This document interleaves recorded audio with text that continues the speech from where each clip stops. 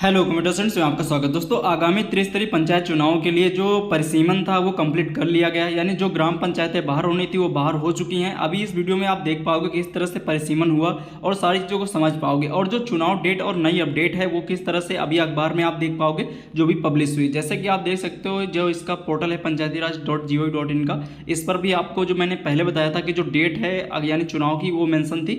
हालांकि आप यहाँ पे देख सकते हो, बट अभी जो पब्लिश हुआ है मैं आपको वो दिखा देता हूँ। जैसे कि अमर उजाला के अखबार में आज की डेट में यहाँ पे पब्लिश हुआ है। जैसे कि देख सकते हो, नए परिसीमन के बाद क्षेत्र पंचायतों के 644 वार्ड खत्म हुए। ठीक है, इस तरह से आप देख सकते हो, यानी टोटल 644 वार्ड। यानी वार्ड का मतलब वो क्षेत्र होता है जहाँ का निर्वाचन क्षेत्र, जैसे कि किसी गांव की कुछ जगह के क्षेत्र होता है, या आप कह सकते हो मोहल्ला या कस्बा, इस तरह से। ठीक है, अब ये किस तरह से हुआ, यहाँ पे एक शब्द है परिसीमन, पहले इसको समझ लेते हैं। परिसीमन का अर्थ क्या होता है? जैसे किसी देश या प्रांत के क्षेत्रीय निर्वाचन क्षेत्रों की सीमाएं तय करना या उन्हें फिर से निर्धारित करने की जो प्रक्रिया होती है, उसी के तहत इसको परिसीमन यहाँ पे बोला जाता है। और यह सुनिश्चित करता है कि निर्वाचन क्षेत्रों की जनसंख्या का असंतुलन न हो, यानी कि जनसंख्या संतुलन में रहे। जैसे कि जिन ग्राम पंचायतों की जनसंख्या 1000 से कम है, उस ग्राम पंचायत को बगल की ग्राम पंचायत में, यानी कि जो पास की ग्राम पंचायत है उसमें जोड़ देना। ठीक है, अब इस हिसाब से काफ़ी सारी ग्राम पंचायत बाहर हो चुकी हैं, तब उनके लिए क्या होगा, आइए यहाँ पे समझते हैं।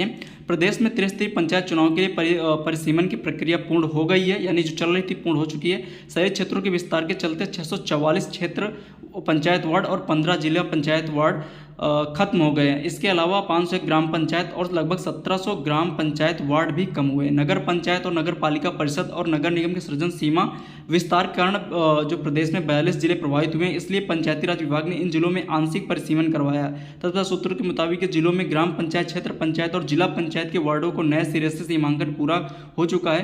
प्रदेश स्तर पर इसका डाटा भी करीब करीब तैयार हो चुका है। 2021 में पंचायत चुनाव में जहां पर क्षेत्र पंचायतों में वार्डों की संख्या 75,844 थी, अब घटकर 75,200 रह गई है। इसी तरह जिला पंचायत में 3,030 थी तो 3,015 हो चुकी है। सेम तरीके से 58,195 ग्राम पंचायतें थी, जिसमें 57,694 ग्राम पंचायतें रह चुकी हैं। कुल 512 ग्राम पंचायतें समाप्त हुई हैं, जिसमें से 11 जो ग्राम पंचायतें इनका गठन हुआ है, यानी 501 समाप्त हुई, 11 नई यहाँ पे बनी हैं। इसके बाद बता दें, ग्राम पंचायतों में, क्षेत्र पंचायतों में और जिला पंचायतों के निर्वाचन का जो कार्यकाल अगले साल क्रमशः 26 मई और 19 जुलाई और 11 जुलाई को समाप्त हो रहा है। यानी जो पिछला कार्यकाल था वो इसमें लिखा हुआ है इस अखबार में कि 26 मई और 19 जुलाई और 11 जुलाई को समाप्त हो रहा है। और त्रिस्तरीय पंचायत चुनाव अप्रैल मई 2026 में होंगे, यानी कि अप्रैल मई 2026 में जो त्रिस्तरीय यानी आगे ग्राम प्रधान के चुनाव भी जो होने वाले हैं इसी टाइम पे यहाँ पे होंगे। ठीक है, अब जैसे आप देख सकते हो जो प्रभावित हुए कौन कौन से डिस्ट्रिक्ट हुए, ज़्यादातर आप यहाँ पे देख सकते हो। जैसे कि 42 जिले जो प्रभावित हुए परिसीमन में, जैसे कि अलीगढ़ हो गया, अंबेडकर हो गया, अमरोहा, अयोध्या, आजमगढ़, बहराइच, बलरामपुर, बाराबंकी, बरेली, बुलंदशहर, चित्रकूट, देवरिया, एटा, इटावा, फर्रुखाबाद, फतेहपुर, गौतम बुद्ध नगर, गाजियाबाद, गोंडा, गोरखपुर, हरदोई, हाथरस, जौनपुर, खीरी, कुशीनगर, लखनऊ, मथुरा, मऊ, मुजफ्फरनगर, प्रतापगढ़, रायबरेली, संत कबीर नगर, शाहजहांपुर, सीतापुर, सोनभद्र, उन्नाव आदि इतने डिस्ट्रिक्ट हैं जो प्रभावित हुए।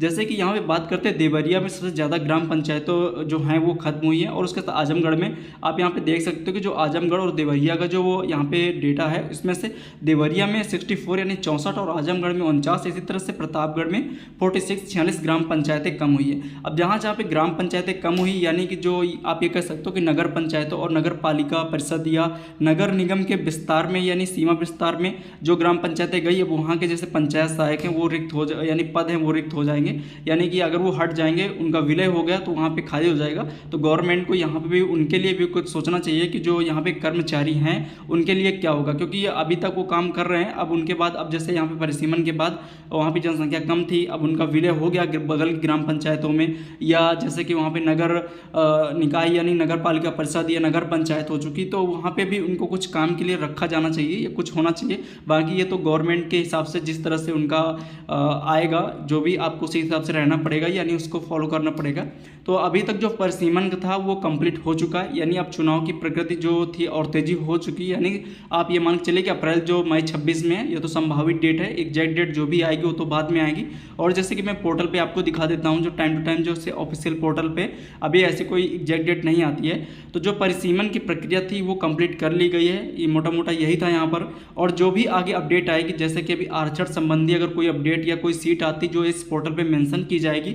जैसे कि पहले दिखाया गया था कि जब यहाँ पे जो चुनाव हो रहे थे उत्तर प्रदेश में 2021 में अप्रैल में हुए, उसके बाद अप्रैल 26 में यहाँ पे डेट पहले से ही मेंशन थी, मैंने बताया भी था। अभी अगर कोई अपडेट आती है आरक्षण को लेकर, सीट आरक्षण को लेकर किस तरह से आएगी, क्योंकि ओबीसी का जो यहाँ पे चल रहा था जैसे कि बैकवर्ड जो मतलब, तो उसका भी कंप्लीट हो जाएगा जैसे ही, उसके बाद ही आरक्षण सूची के बाद ही पता चलेगा। थैंक्स फॉर वॉचिंग, मिलते हैं, धन्यवाद।